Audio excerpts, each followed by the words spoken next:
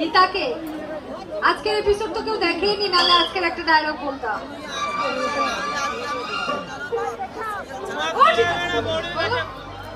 ও ঠিক আছে, হলেই হলো না, একটা হলেই হলো।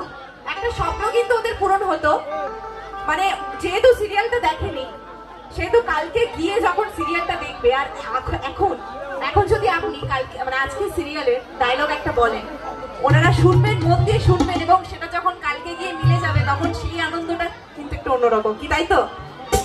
তাহলে কি আজকে এপিসোডের ডায়লগ শুনবো আমরা? হ্যাঁ, সবাই রিকোয়েস্ট। আজকে আমি কৃপানকে ঠেলে ফেলে দিয়েছিলাম, চর মেরে বিছানায় পড়ে গেছিল, তখন পদ্মর তো খুব প্রেম, যতই হোক স্বামী বলা কথা। তো পদ্ম, আপনি হাসছেন কেন? কৃপানকে ফেলেছি বলে? ফেলেছি, দেখে নেবেন কালকে।